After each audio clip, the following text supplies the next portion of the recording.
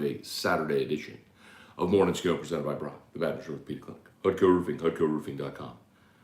Hang on one second. I have to go get Drew out of bed. Hang on one second. I'll be right back.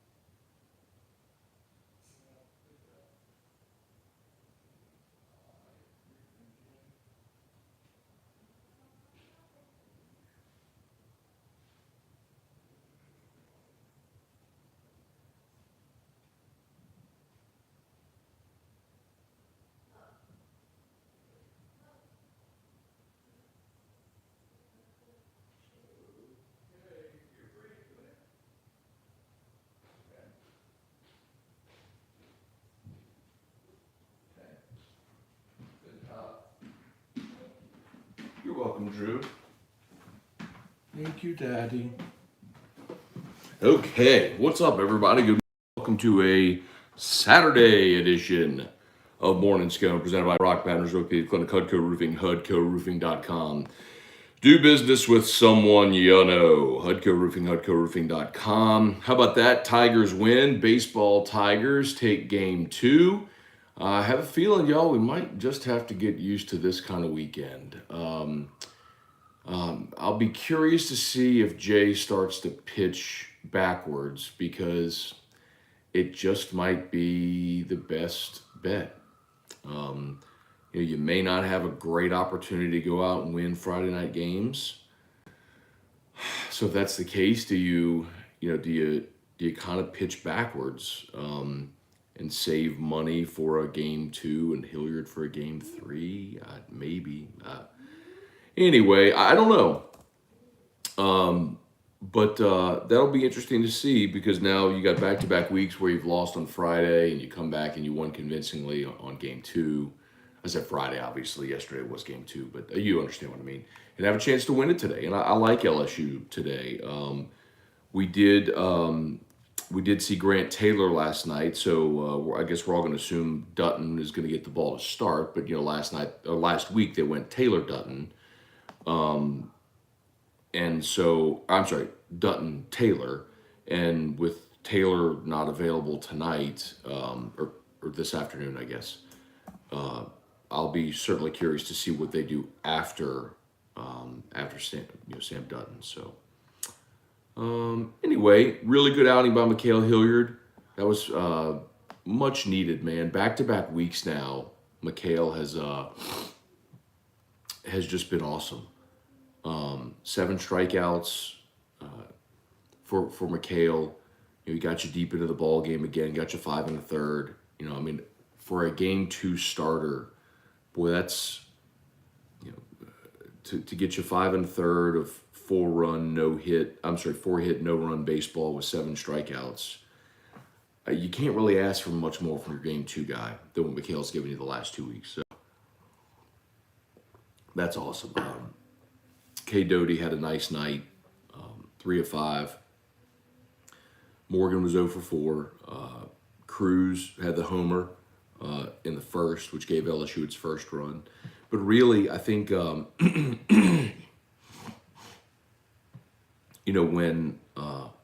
Auburn had that opportunity in the 6th for the big inning, and Taylor coming in and pitching out of it, was really the game. Auburn did scratch across 2 in the 7th, but really that was the game. Raiselman came in and struck out 3 in an inning in the 3rd. He struck out 3 of the 4 outs that he recorded. And Vettmeyer came in and pitched the 9th. So, man, I would think Raiselman threw 26. I think if you need him tonight, he could go. Gervais only threw 9 pitches, but that's back-to-back days he's thrown. We've not seen Riley Cooper, so he could certainly throw today.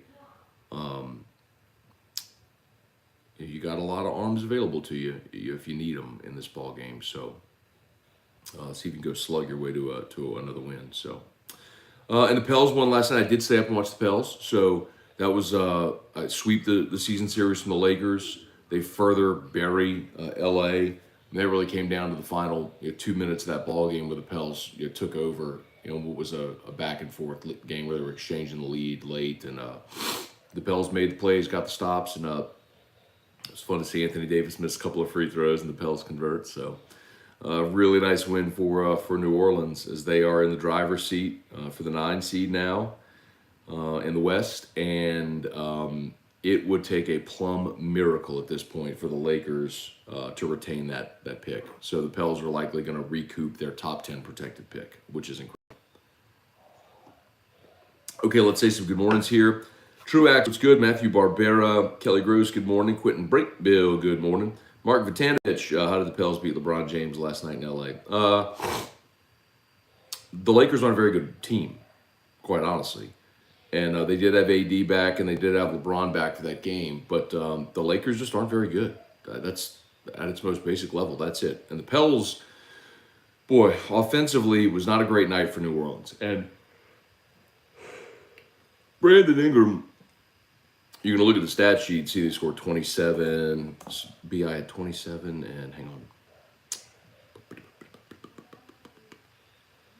on. BI had a game high 29, excuse me. He had 29, 8, and 7.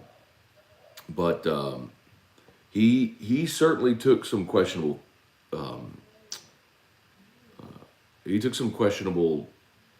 field goal attempts. And he was 0 for 2 from 3. The difference maker, though, BI was 9 of 9 from the line. He was perfect. 9 of 9 from the free throw line. So that was awesome. Really, really cool to see. Great win. Pels are 25 of 29 from the line. So where the Lakers are 22 of 31. That's the difference in your game. David Wallace, good morning. Let's see. Mark, Final Four Fan Fest at the Convention Center. Julius Erving meeting at Fans. Christian Layton will be there tomorrow. Cool. So I'm going to tell you what, it was cool. It was really cool being in the city yesterday to do the show at the Coterie. Great spot. I'd never been. Food was fantastic. Like, it was magnificent. They do breakfast, lunch, and dinner. If you're looking for a spot in the French Quarter, that is a really good spot. I mean, that's not a paid endorsement or anything. I really like that spot. I mean, the food was great. The people were wonderful. I love the whole vibe of it. Really cool spot. I mean, there's a million great spots in the French Quarter, but that was one.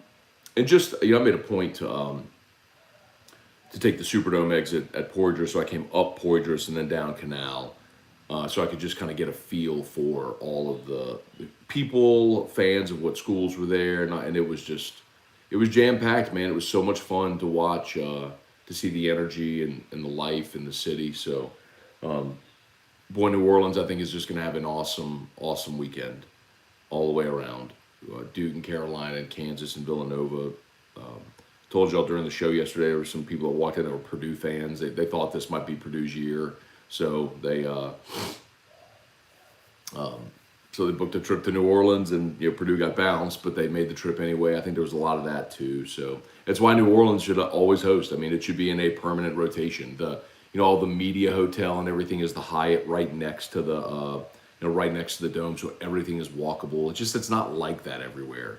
Especially these places where venues have been built way off site, like if it's in Jerry World, right? Well, Jerry World is in Arlington. Well, if you're staying in Dallas and you got to go out to Arlington, well, you got to bus 20 minutes or whatever it is to get to the venue. It's just, in New Orleans, everything's right there. It's incredible. I mean, it's just so much fun, man. The whole CBD becomes just a giant party. It's awesome. But y'all know that anyway. Stephen Fry, Patrick Dorsey, good morning. Beautiful in Houston. Awesome. Mark, the best quarterback of the Saints roster, plays tight end full time. Mark, how many months have I been telling you this? You're literally the only human whose last name isn't Hill who keeps stumping for that. Taysom Hill is a trash quarterback. Good player, trash quarterback. Was never, ever going to be the starting quarterback. You are the only human who kept stumping for that, whose last name isn't Hill or didn't go to BYU. Or maybe you did go to BYU. Pat Usman, Trivia Carter, Irfan Sayad, Matt Lusto, B. Fair, Brady Smith, Michael Castello. What's up, Michael Castello? Good morning. Great day anytime the Tigers beat Albany. Yes, sir. Chris Davis, what's good, man? Irfan Sayad, Matt, thought you would be hobnobbing with the celebrities in NOLA this weekend. Well, we have the St. Jude Fair today, and then Cheers for Children tonight. So St. Jude Fair, of course, Eric works at St. Jude, so we'll go there and support. And then tonight, Cheers for Children is the big fundraiser for St. Lillian Academy. So we got a busy day today here in BR. And then, so Monday morning, I'll head back down to New Orleans. We'll do the show from the Coterie again on Monday, but we'll probably flip the camera this time so everything's not whitewashed behind us. I know everyone said there's just shadows behind us. I was very clear whenever we were setting up. I was like, I'd love to see the street view behind us, like, but just make sure it's not washed out. The color's not washed out. I said, no, it looks good as long as you have the camera pointing down. And everything was washed out. Just saying. Brady Smith, I'm on a team for Hawks for the Cause. Saw the Barstool team out there yesterday. Really cool to see them support the festival. Yeah, man, I didn't really know what Hawks for the Cause was. Like, I've heard T-Bob and Rivers talk about it, heard Ben Mintz talk about it, but apparently like a giant barbecue cook-off, and it's all to raise funds for pediatric brain cancer research, and they're building a Hogs house at Our Lady of the Lake Children's Hospital in Baton Rouge, which will be free housing for families, which is, man, that's so important. Resources like that. It's just, Eric and I, like, we lived that, which we did the hospital life for 9 months. And, literally only made it through because of the generosity of others. Like, seriously. I mean, we had a mortgage here. We had an apartment there. We had all the medical expenses. I mean, anyway. So things like that are very important, yes. So I was happy to support it as well. Carl the Cat, Hunter Fournette, LeBron airballed. It was a tough shot. It was a tough contested shot at the buzzer. I can't believe they let him get it up, but Cliff Nelson, morning Scone, Team Drew, coming to you from San Antonio. All right, at your son's track meet, let's go. There you go, Cliff Nelson. Well, San Antonio is great. Hey, man, if you're looking for a good spot in San Antonio, Boudreaux's on the Riverwalk. Best prime rib I've ever had in my life. Boudreaux's on the Riverwalk. Ultimate Warrior. Rob Boudreaux, Chris Davis, Brad David. Chris Davis to Brad David. Do you think Dave Aranda will stay in Baylor long term, or will he want a better job? I was surprised LSU did not consider him during the search. Yeah, he was never considered, never interviewed, none of that. And Dave Aranda just got a contract extension at Baylor. So he's extended now through 2029 at Baylor. And I get it. Contracts aren't really worth anything. Because coaches leave all the time. That's why I always say look at the buyout. So I would say let me see what Dave Aranda's buyout is, because he's making a lot of money, and he's got a lot of security there in Waco. I would think that if he left Baylor, it would be something where there's only a handful of jobs for which he would leave. Like if there were a top 5, top 10 job in the country, like if Ohio State, Alabama, Georgia, LSU. I mean, you all know the list. USC. Like, if one of those came available, I think he'd leave Texas. I think you'd leave Baylor for that, but I don't think for anything else. So he's probably there for a while. David Tolson, nice win last night for both LSU and the Pels. Samuel Merrifield, Matt, awesome bullpen so far. Starters so. Yeah, man, they got a lot of arms. Hey, babe. Just need to talk about the speeds because we're Yeah, going no. to run into a issue. Yeah. I don't want to go on. Okay. So I might just wait Okay. for something. Yeah, Sam, like this just isn't a team that's gonna have dominant starting pitching. Like you can't just go pick up a dominant starter somewhere, right? So,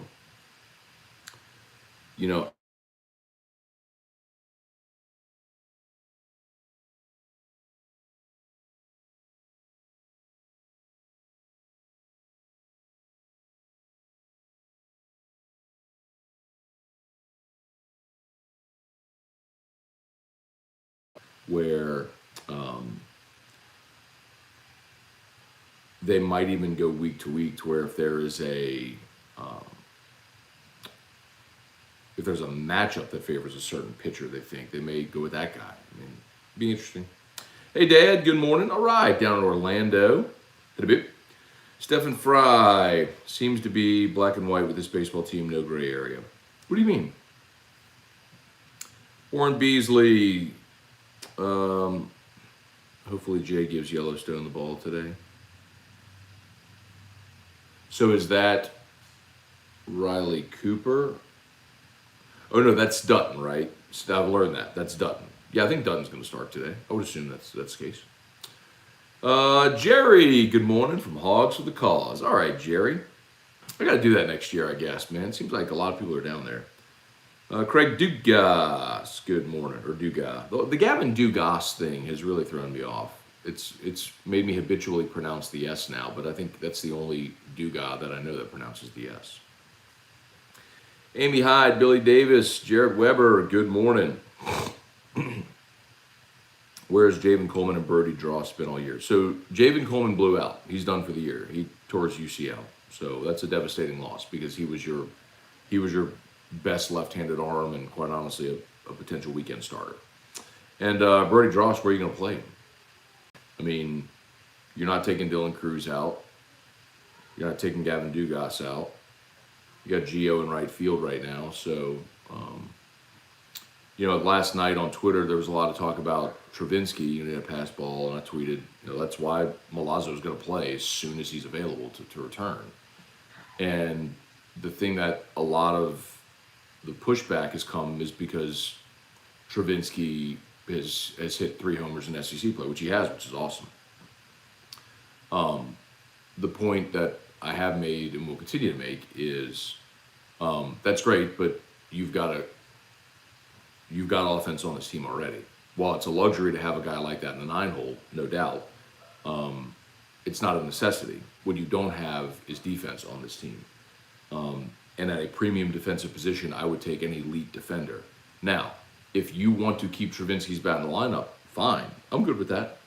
You catch Milazzo, you DH Travinsky, and you put Joe Bear in right field where he played in the fall and in the preseason to get his bat in the lineup, and you bench Gio. Or you look at Joe Bear Travinsky for lefty-righty DH matchups. If the opponent's starting a lefty, DH Travinsky. If the opponent's starting a righty, DH Joe Bear. I mean, there are ways to get his bat in the lineup, but the catcher position is the only, it's like center in football. Aside from the pitcher, the only player that touches the ball every play. They control, they manage your pitching staff, they frame pitches, they control the opponent's running game. It's too important, man. I think back to the A&M series where Collins got a strikeout and the ball went through McManus, and instead of being out of the inning, the ball goes to the backstop, a run scores, and the inning continues. Like, you just can't have it. I think back to 2017 with Papierski. Papierski was a brick wall behind home plate. He didn't hit during his time at LSU. But when Alex Lang wanted to throw his 58-foot breaking ball and bury it to get a swing and a miss, he had every confidence to throw it because he knew Pap was a brick wall. He was going to stop up everything, and they just don't have that right now. Like, your pitchers, your defense, everything needs an elite player like that at a premium position. That's why you get Cruz in center. So, y'all ain't gonna like it. Y'all can push back all you damn well want, but I'm telling you, the second Milazzo is healthy, he's your catcher. It's just that important a position. And the other part of it too is baseball's a game of failure, man. Just like Morgan had a slump last weekend. What happens? Are y'all all stumping for Travinsky? Cool, that's fine. You want his bat in the lineup, I'm fine with that. But what happens when he has a 1-for-12 weekend? Which is going to happen. It's baseball. I mean, then what?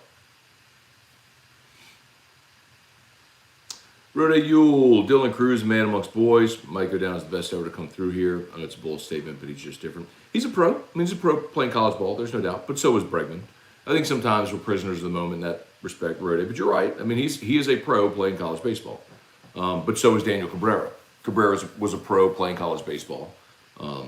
Cruz is, Bregman was, Todd Walker was. I mean, there have been those examples of them, of the guys that were just very obviously pros. Aaron Nola was a pro playing college baseball. Billy Davis, is it still AD's time? I don't know what he's going to do, man. You know, it's kind of bitter of me, but if all he gets is that like fraudulent bubble championship with the Lakers, whatever. Shelby Kelly, Pels won a sloppy, gritty game, ton of turnovers, found a way to hang tight. Yes, they did. Nathan Ford, CJ, did he end up with 32? He did hit the free throws at the end, didn't he?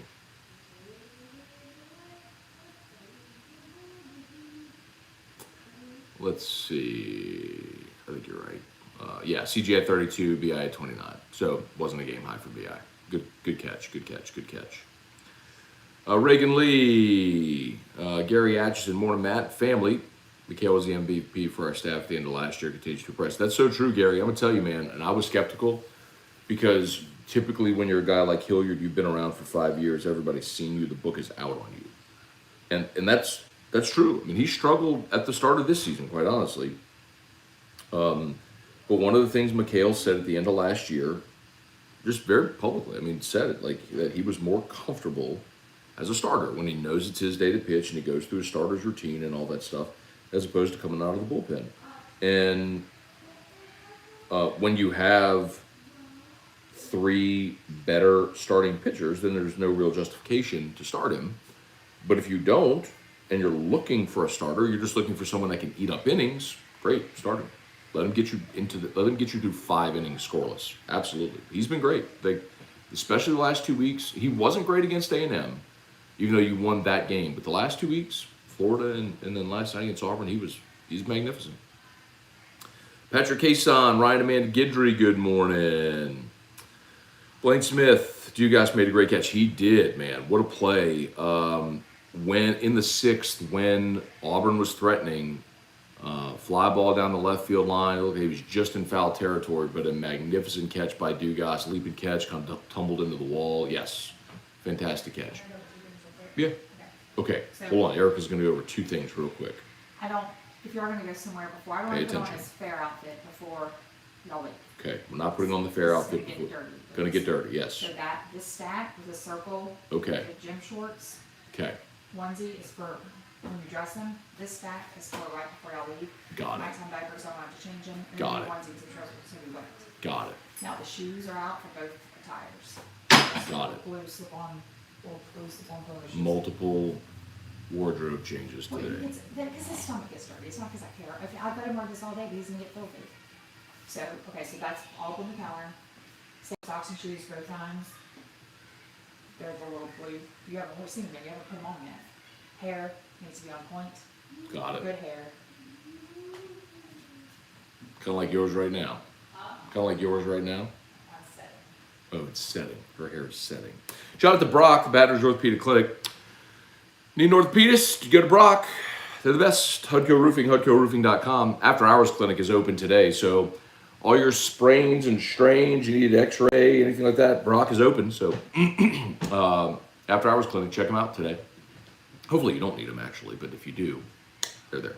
And Hudco Roofing, HudcoRoofing.com. Had a banner week for Hudco. Outside of, obviously, what happened immediately after Ida because of very obvious reasons. I believe this was the biggest single week for Hudco in our history. So, phenomenal, man. Thanks to everybody who continues to call us, to trust us, to give us the opportunity to represent you, to earn your business. I was talking to somebody yesterday, literally a guy who came out to watch the show and said, man, we still have tarps on our roof with water coming in the house. The insurance company's lowballing us. I'm like trying to get turned. So did you talk to a roofer yet? I said, no. Like, what are you doing?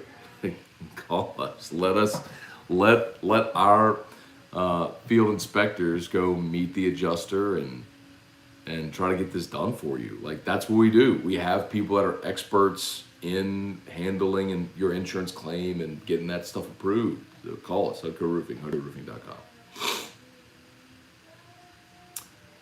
All right.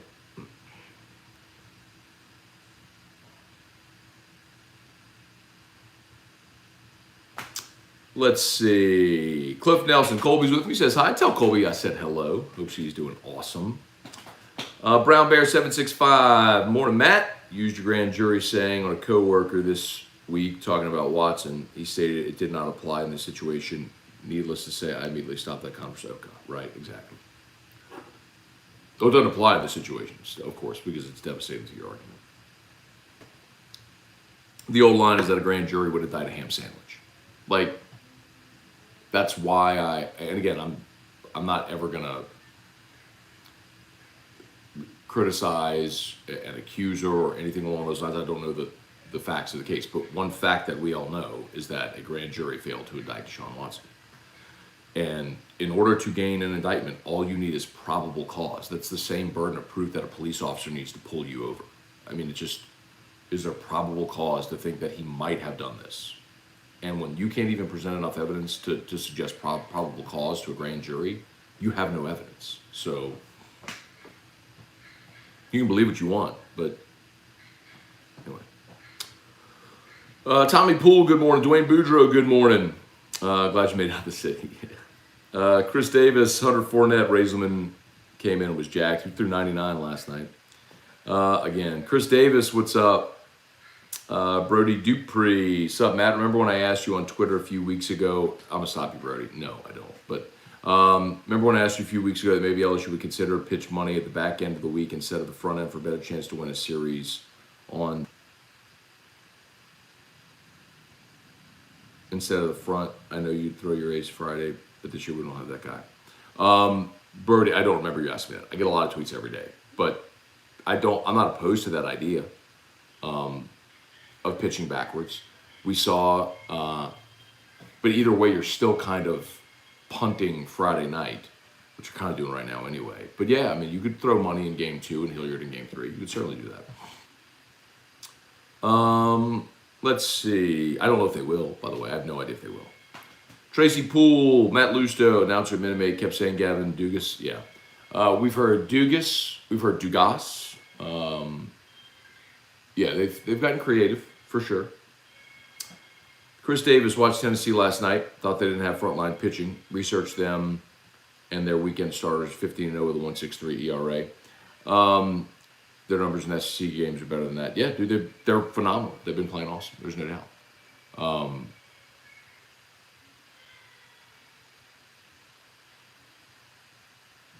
But Tennessee...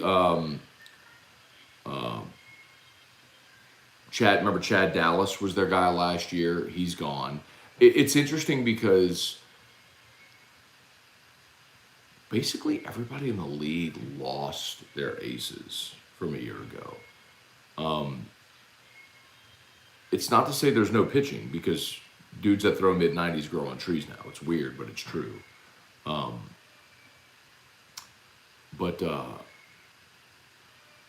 some teams are going to have dudes step up.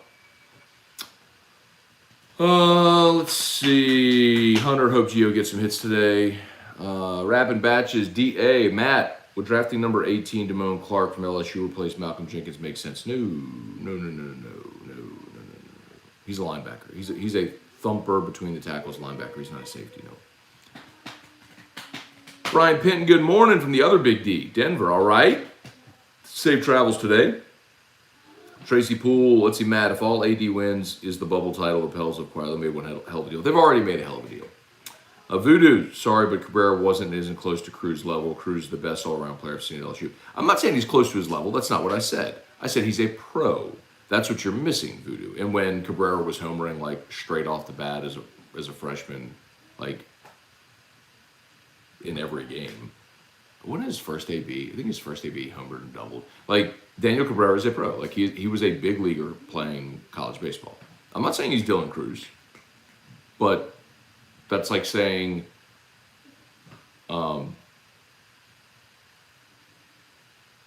that's like comparing a baseball Hall of Famer to Babe Ruth. Okay, well, it's still a Hall of Famer, but it's like one's the greatest player ever. There are different tiers, right? Craig Biggio. Didn't Craig Biggio go in the Hall of Fame?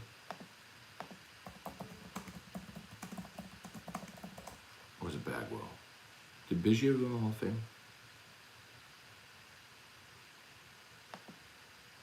Yeah. So Biggio's in the Hall of Fame. Like, are we going to confuse Craig Biggio and Mickey Mantle? No. But they're both Hall of Famers. That's the point. Don't get it twisted. Listen. Brett Degro. What's up? Cliff Nelson, Kyle Milliken. Carla Cat. Watch a match. She's going to Will Smith you. Soterio's buying that steak dinner. Now he's apparently trying to say that it's not going to be a steak dinner. They're just going to buy everybody lunch. Like we're going to go to Superior on Highland. But I don't know. Might squeeze a little more. But yes. Yes, he is. RD, the real mayonnaise kid, is A&M an elite program now? In baseball? Well, they've had a lot of, I wouldn't say elite. I mean, I think you've got to, like, get to and win in Omaha. They're really good. I mean, Rob Childress did a great job there for a long time, man. I mean, they made 3 College World Series appearances under Childress. They've had good players and all. Man.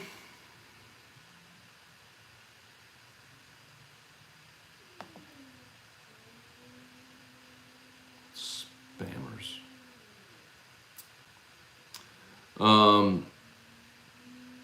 Paul Gidry, morning, Matt. With limited Saints wide receiver free agent moves, do you believe they're relying on the draft pick? I think, also, do you think we're going after Tyrann Mathieu, continued success? Thank you, Paul. So, I think the more you wait, Paul, the more you let the market settle, the more you realize what kind of market exists for a certain player, right? So when you look at the move that the Saints made right away with Marcus May, they desperately needed a high-end safety to replace Marcus Williams. They weren't messing around. They liked Marcus May. They went and signed him. Boom. No worries, trivia. All good, man. But that's typically what the Saints do. They wait and let the market settle so they don't overpay for players. They have their cap of what they pay for what they're willing to pay for their own free agents, and then, they have numbers in mind what they'll pay for other players. And I want to reiterate again. I said this last week on AFR. I'll say it again. There's been this obsession, I think, from Saints fans about that the team go sign wide receivers. And I agree they need to add someone there. But you're getting Michael Thomas back. You are adding a number 1 receiver, which you haven't really had play a full season for you in 2 years. And the last time we saw it, he had the single greatest receiving season in NFL history. So, yes. No, Erica. Shoes don't look stupid. They look so cute, girl. They're cute, girl. What? What?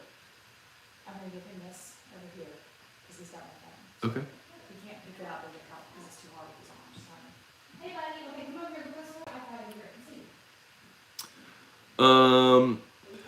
See. So, yes. So, anyway, Paul, I don't think the need at receiver is as dire as Saints fans have made it. Because, yes, you were the worst passing offense in the NFL last year. True, but you also played 10 games with a combination of Trevor Siemian, Taysom Hill, and Ian Book, and you didn't have Mike Thomas. Now you have Jameis as your starter, and you return Mike Thomas. You're immediately better. Add a number 2 either somewhere in free agency or in the draft, and I think you're good. And yes, I do think they'll pursue Tyrann Mathieu. Voodoo, have you surprised at how great Cruz has been in center field? I don't understand why he didn't play center last year. No, I'm not surprised. I mean, he's a center. Shoot, man, I kind of stumped for that last year. They should have been playing center field. I mean, he is a center fielder, and he's going to play center field at the next level. Okay, babe. You look so cute. You look so cute. Sporty and cute and everything. Ready to go to the fair and stuff. Yeah. Okay. Why did I see you at 12? His backpack, his second feed's got to be done at 12. Please, You said don't. that's the don't go wait for afterwards. I Oh. give him like half a feed. I give him like 50 or 60 mLs before I'll go. But yeah, no, we're not doing no. We're gonna do after. I gotta just put him off After. because he's already leaking all over. He can starve. We'll feed him later. You don't need food. He don't need food. We'll give it to him later. Just wait several hours till you get to eat, special needs child. We got a fair to go to.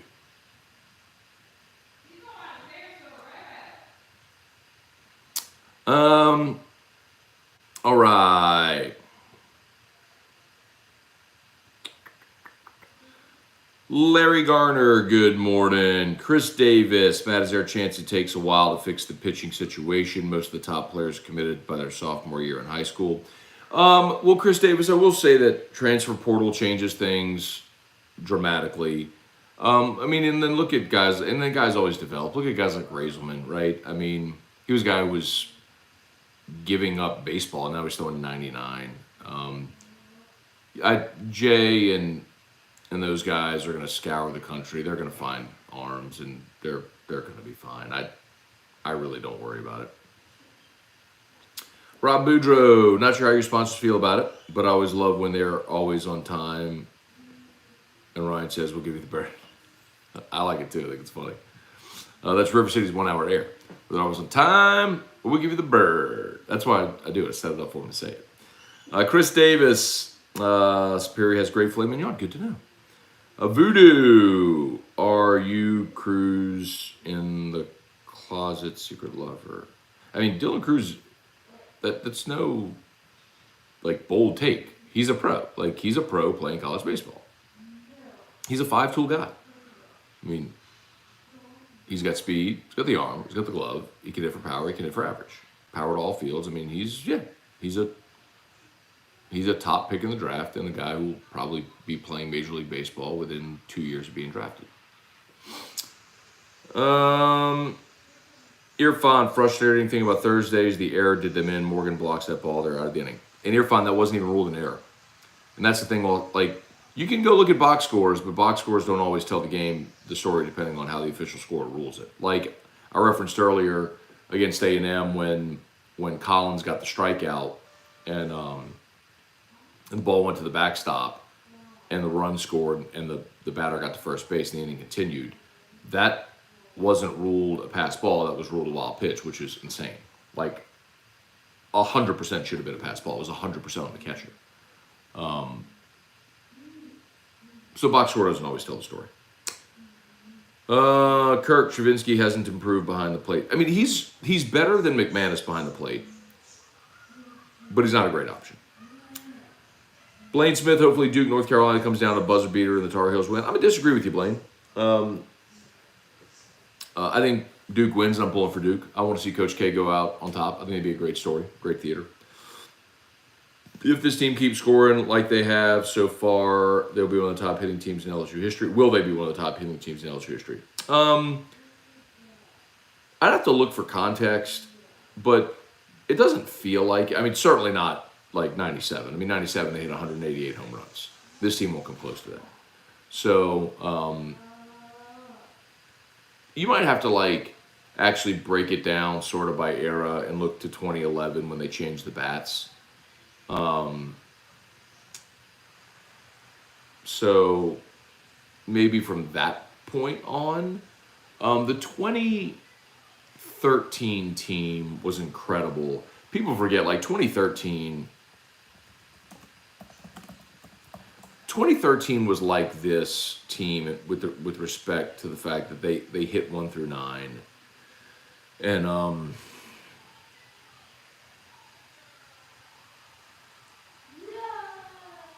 they hit 1 through 9. There was no letdown in that lineup anywhere. I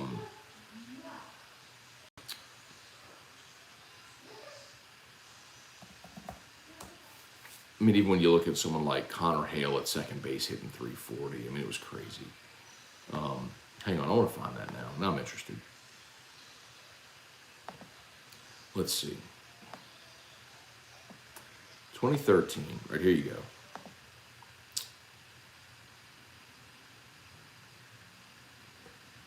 Katz hit 370, Bregman hit 369, Rhymes hit 331, McMullen hit 314, Laird hit 307, Ibarra hit 305, Jacoby Jones, who became a big leaguer, obviously, hit 294, and then Ty Ross caught and hit 217. Back to the point that we're having right now, Ty Ross was a great defensive catcher, hit 217, didn't matter because you had 8 other guys in the lineup hitting 300. That's the point that I'm making and continue to make about Milazzo. Like, when you have a lineup of 8 dudes hitting 300 that can all mash, you'll take the elite glove. Same,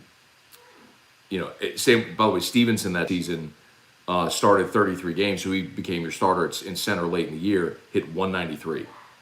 You'll take a premium, you will take an elite glove at a premium defensive position over a bat all the time. Shoot. But that one, 2013's offense, I think is probably a really good comp, where there was just no letdown. Everybody could hit. You had dudes throughout the lineup that could hit for power. Like this team feels comparable to that one. Let's see. Let me go to 17. That's another good example. 13's a good example because of Ty Ross hitting 207 or 217, whatever it was. But in 17, Pat didn't really hit until the end of the year. So Pat finished the season 256. But here you go.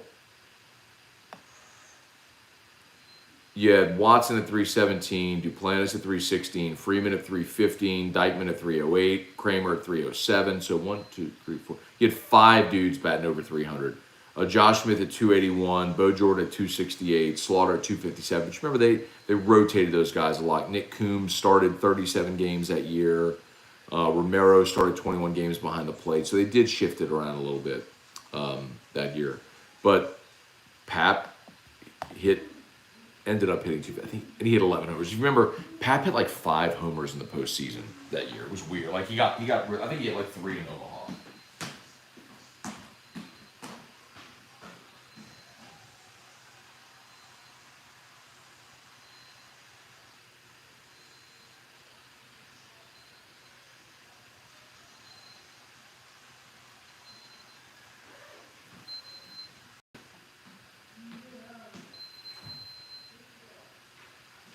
Okay. All right. As always, shout out to Brock, the Baton Rouge Orthopedic Clinic, and Hudco Roofing, HudcoRoofing.com. Do business with someone you know, give us a shout, Hudco Roofing, HudcoRoofing.com. Let me actually pin that there. 100 watching there on YouTube, 41 on Facebook. Appreciate y'all, man. That's phenomenal. Thanks so much for watching. By the way, I've been mentioning this, worth another mention. This Thursday is the last day to vote for Best of 225. So if you would, take a quick second. I'll drop the link in here. Happy to have been nominated for Best Radio Personality, and 1045 ESPN was nominated for Best Radio Station. So if you would, take a minute and vote. That would be awesome. It just takes a quick second. All you need is an email address. So it'd be cool. Appreciate it. Shelby, there's a football atmosphere. A large portion of fans look at batting average like completion percentage. If it's under 500, it's time to pull people. You're right, Shelby, and I say it often. It is a totally different mentality. People will take a football mentality into baseball, and I think LSU baseball fans, I think, are very passionate. I don't think. God, I hate saying this because it just sounds so conceited. It just irked me. I don't think it's a super savvy baseball fan base. There's way too much overriding like football mentality, as evidenced by the melt every time they lose a game. Like, you can't melt every time you lose a game. It's every team loses. You have to understand, like, your goal is to go win a weekend, and they have a chance to do that. So as much of a melt as people are going to have on Friday, well, you come back and you win yesterday 9-2, and you're going to be favored to win today. Go win the series. You're above 500 going into the 2 back-to-back toughest weekends of your conference play. Yep. Kurt, thoughts of wearing white uniforms, not purple yesterday? Yeah, I hate the purple tops. I think that's the worst uniform LSU has. The purple tops and white pants. I hate it. Johnson has started wearing the pinstripes on Friday, which I love. I think the pinstripes and the road grays are LSU's two best uniforms. The all whites, I like that they added the piping down the leg, but they have got to put piping on the jerseys. You need buttons, and then you have to have the piping around the neck and down the button. If you do that, I think the whites are beautiful. But yeah, I like going pinstripes, whites, golds, and burn the purples. I think the purples are terrible. Kurt, wonder if Jay will bring back the black jerseys. I don't think that's happening. That was a Smoke Laval atrocity, which never needs to happen again. Ben Giat, call Hudco at work for me. Ben, thank you, by the way. And Joe told me how patient you were and how much of a grind it was to make it through getting yours approved and getting all that done. So thank you for calling us. Thank you for the patience. I don't know if Joe came and saw you yesterday, but got a little something for you. So we appreciate it. Thomas Lamont, what's the story behind Hudco? So the company was founded by a guy named Jeff Hudson. So Hudco, Hudson Company, Hudco. Let's see. Stephen Fry, UNE Rocks exchanges are always classic. Gary Atchison, I'd call Hudco and I don't even need a roof. Blaine Smith, daughter softball game this morning. Go Wildcats. All right, Blaine Smith. Good luck to your daughter and team. Hope they do great today. Chance Babin, Hilliard's often doubted preseason, but seems to be solid. Interesting career of ups and downs. Yeah, Chance, typically when you're around for 5 years, the book's out on you. That's why. And Hilliard really has one elite pitch, and it's his curveball. It's his 12-6. And if he's not locating his curveball, he's vulnerable because his fastball is 86, 88. So if you can't throw a curveball for a strike and you get behind in counts and you have to throw a fastball and a college hitter in the SEC knows 86 to 88 is coming over the plate, I mean, it ain't going to go well. I miss the vests. Blasphemer. Shelby, blasphemer. Ryan Amanda Guidry, what about the illegal bat for Tennessee? They called that now. We were at the Coterie and I saw they had the game on TV and I saw Vitello losing his mind, but I didn't know why. I later heard it was an illegal bat. I don't know the story behind it. I didn't see.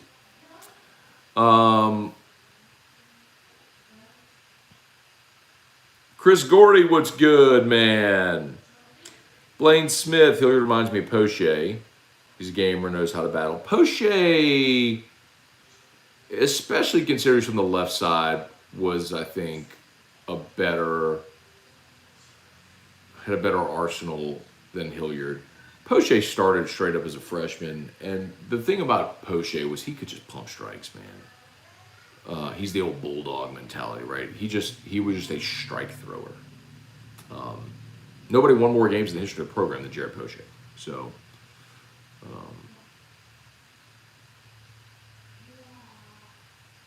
I'd probably go Poche over Hilliard. But I understand your comp. Justin Edwards, why is the Final Four not on CBS this year? I don't know. Maybe it rotates. CBS and then the Turner. I think that's probably it. Part of the contract. Rotates, I'm sure, with CBS and Turner, I would think. Blaine Smith, Broncos may get Matthew. Maybe. See who gives him the best deal. But New Orleans has a need and they have the money. I mean, he would certainly fit the mold of exactly what they just lost with Malcolm Jenkins. A box safety, a great leader, veteran presence in the locker room. See if you make the deal work. Blaine Smith signed Beasley. Draft OT at 18. One of the top threes there. I don't want Beasley. Because you have your over-the-middle possession guy with Mike Thomas. You need a game breaker. You need someone that can stretch the field. So that's why I would say draft receiver at 18 with someone like Olave or someone like that. Doesn't have to be Olave, but I mean I love that guy. But just somebody that can stretch the field, you know. Which you thought you were getting with Traquan, which clearly you didn't. Adam Zander, what's good? True or false, this team takes infield daily? True. The Bear Fair at Holy Family. Not at Holy Family. We're at St. Jude School today, Highland and Gardier. We will be there. You want to come by, be there at noon with Drew. Brian Arsenault, I would love if they would play one midweek game with wooden bats. Could easily be sponsored by Marucci. Yeah, Brian, they're not ever going to do that for competitive reasons, obviously. But also, the reason colleges don't use wooden bats is cost. With metal bats, you basically have your bat, and that's your bat for the year. Wooden bats break, and you go through more product, and you can say, well, Marucci could sponsor it. And that's true. They could at a place like LSU, but they couldn't at every school in all of college baseball where they're just giving away bats to everybody. So, like, I mean, just look in Baton Rouge where you have LSU and you have Southern. And Caterer's built a great program. I don't mean for this is like picking on Southern, but you're just talking about two massive gaps between budgets within those two programs. So LSU playing with wooden bats, very feasible. Southern playing with wooden bats, not feasible. Even like Southeastern and Nichols, and it's just not feasible. So anyway. Kippers going to the fair today? All right. See you there. Ryan and Amanda Gidger, great morning show. Have a great day. Thank you. Same to you. Chance Smoke Laval is like the character on a show that just disappears, never mentioned again. Kind of. Like, remember in Family Matters, Rachel, like Aunt Rachel? She just wasn't in the cast anymore. And they never really explained the storyline, why she went away. She just away. All right. Larry Garner, Matt, recovering in the hospital. What hitting the show? I have. Wait, hang on. Matt, recovering in the hospital. Watching the show. I have an audience. Very cool. Larry, thank you for watching, man. Appreciate that. Hope you're doing okay. Hate to hear that you're in the hospital, man, but hope all is well. Thank you for watching there, man. Randall Alfrecht. Hey, Matt. Morning. How about the Pels beat LeBron last night? Gotta love it. Talked about that a bit at the open of the show tonight. I did stay up and watch it. It was a late start out locally because it was a 7:30 start in LA. But Pels persevered, man. And found a way to make enough shots late. A couple of missed free throws by AD late. Awesome. Just awesome. And the Pels get 5 days in LA, which that don't suck. Graf sent me a picture of where they're staying. They're staying at some like chic hotel in Beverly Hills. It's crazy. So they get to go stay there for 5 days, play the Lakers. They're playing the Clippers on Sunday, so you get a day off in LA today. They went there right after they played Portland, so yeah, man, good for them. Let's see. Let's look at the standings now. So the Pels are full 2 games ahead of the Lakers now. After that one, let's see. So the Pels. They're 3 games. They were 2 going into yesterday. LA had a chance to make it 1 instead the Pels gained the game. So the Pels currently are the 9 seed. They're not going to be able to catch the Clippers for the 8, but the Pels are the 9. The Spurs are the 10. So if it were to play today, and the Lakers are a full game behind the Spurs now too. So they no longer control their destiny. They're going to need some help just to get into the play-in. But Pels, as it stands today, 2 games ahead of the Spurs. So the Pels would host the play-in, which would be so much fun, man, to see them get to host that game. And if they win it, then they would play the loser of the 7-8 game. So that'd be they play the loser of the T-Wolves Clippers. They'd have to win that one to get into the tournament as the 8 seed. So,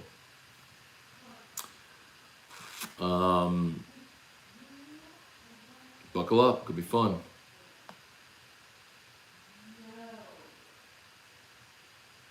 Tyler Clavel, thoughts on betting Villanova, Kansas under and Duke -4.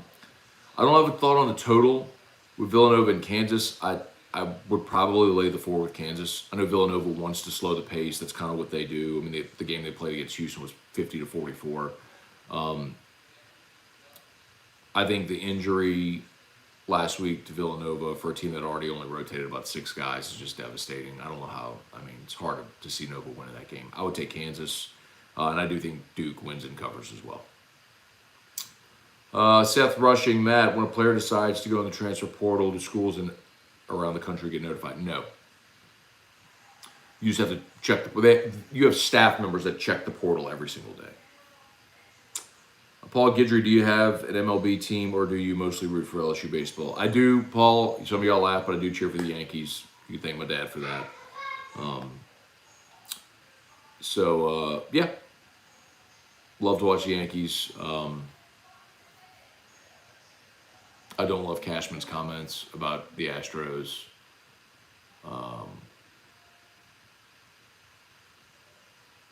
In the past 4 years have been a big bummer. Because 2017, I was okay.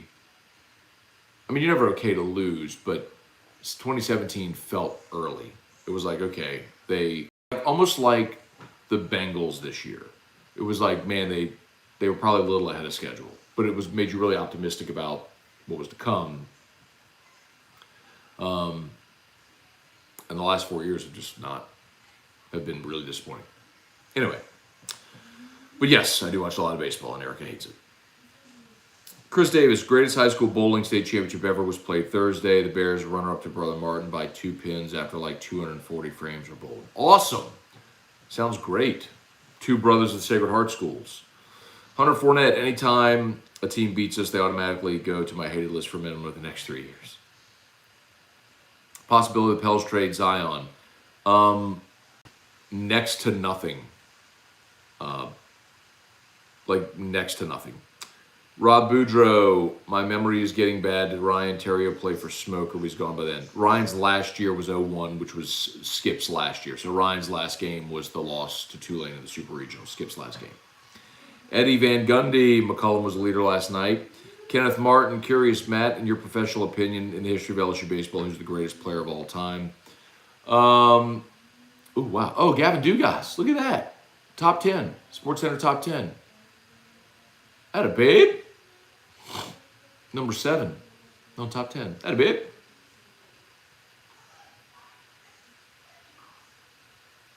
Ooh. Greatest player of all time, I'd probably say Todd Walker. A position player.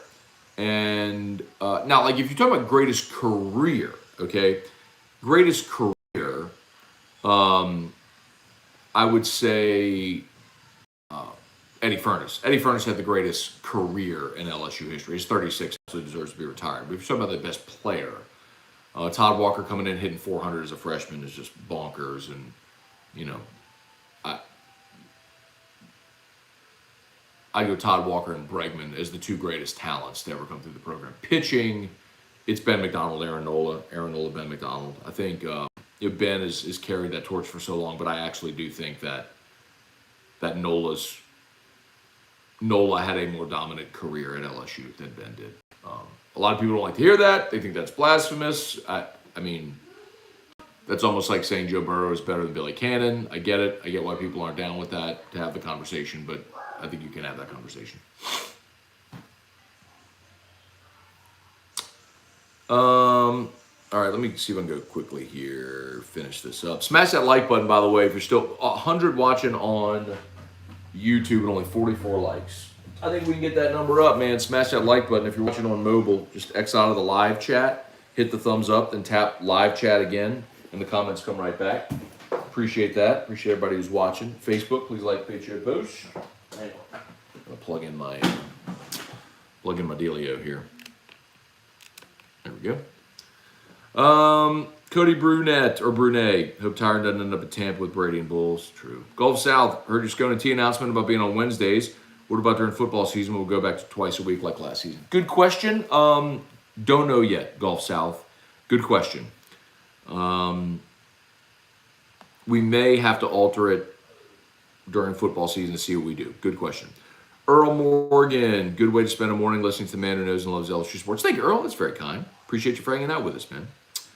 Janet, pets were blacked out in Hammond. I guess that's Pels were blacked out in Hammond. Yeah, I don't understand the NBA. I don't understand blacking out games. I know on Valley Sports it's blacked out in certain areas. I don't get it, but I would want people to watch my product all the time, make it more valuable, but whatever. Drew, I'm a Louisianian and a Yankee fan. There's a lot of us here. There are. Justin Lucas, Matt, do you think the Saints draft Penning at number 18 or go another direction? Justin, I'll tell you this, man. If they have a high enough grade on him, I'm totally cool with that.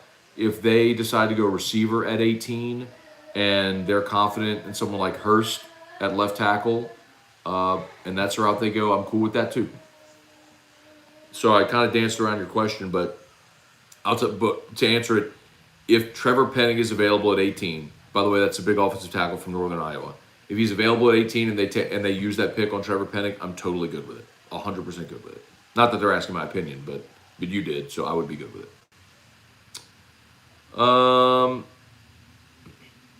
Brian, don't forget to tweet a picture of the Hudco banner at the fair. Will do. Absolutely will do. Trey Fisher, what's up? My sports guy, Moscona. What are your thoughts on Will Wade's entire roster hitting the portal? Completely predictable. I don't know why anybody would have stayed. I told you when Will got fired, the only players I thought had a chance of staying were Colbert, Azawairo, and Sharif. Sharif because he's a legacy and had already transferred, and the other two because they were red shirts. I thought they had a chance to maybe stick around and become starters. But they're all in the portal, so it's not surprising in any way. I don't know why anybody would stay. In the era of the transfer portal, when you can transfer and have immediate eligibility, I don't know why you would stay here during a total rebuild with sanctions coming as well. It's going to be rough, man. It's going to be rough for Matt McMahon in the early going. There's just no way around it. Shelby Cashman should call AA from Atlanta to figure out how to build a World Series champion.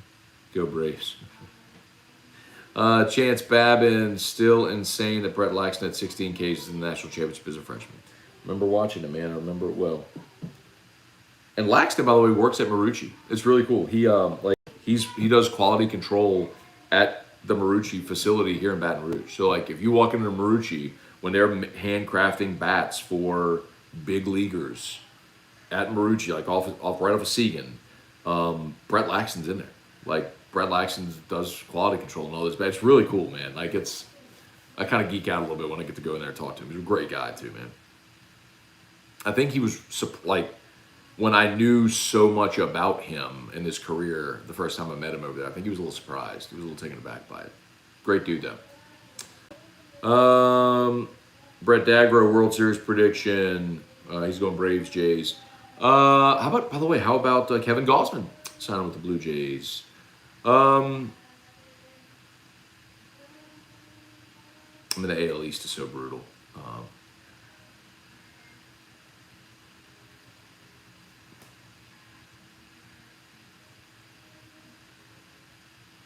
Ask me on opening day. I will give you a pick on opening day, but ask me on opening day. Matt Lusto, my memory is going. Is this your first draft since Mike D's no opportunity? Yeah.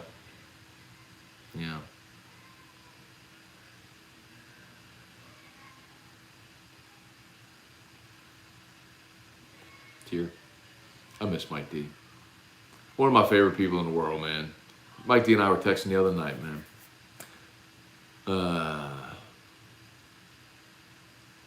He was such a pillar of the show for 10 years, man.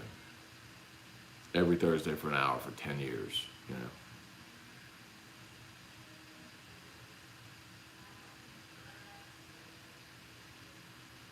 As they say, all good things come to an end. Brandon, morning, Matt. How's the Rocket? They're good, man. Thank you for asking. We're just about done, I think. Chance, you should interview Laxton on your show. Chance, I did, man. I've had Brett on the show. think, whenever when they honored the 93 team, and remember, he was on 96 as well. He pitched it in Ohio. That was his senior year in 96, the Warren Morris team. So he did play a pretty big role in that in Omaha, too, in 96. Battled some injuries during his time at LSU, but, man, 16 Ks in 93 was 16 Ks. It was funny. I asked Todd Walker about that on AFR this week, and I said, because last Friday when things were getting bad defensively for LSU, and I went and looked up all the stats, the last team to field sub 960 to LSU was Mineri's first team, which was the 07 team. They fielded 956 or something like that. Well, the 93 national championship team fielded 956 or 954, whatever, something like that.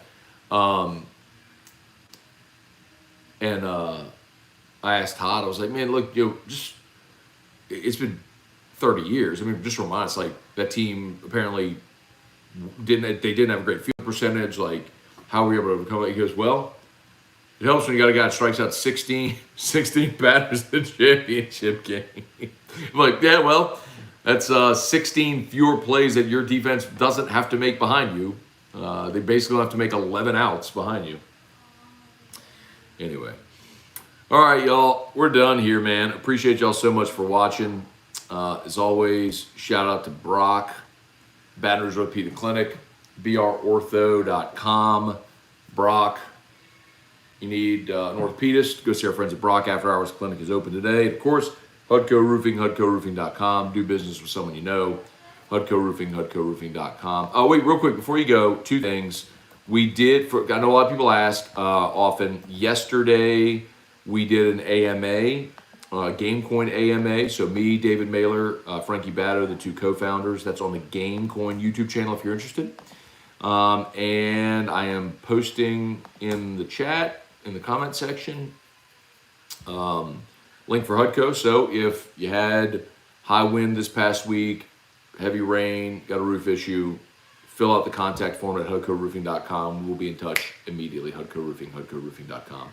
Do business with someone you know. Hudco Roofing, hudcoroofing.com. Okay, y'all. Have an awesome day. We will see you. Peace.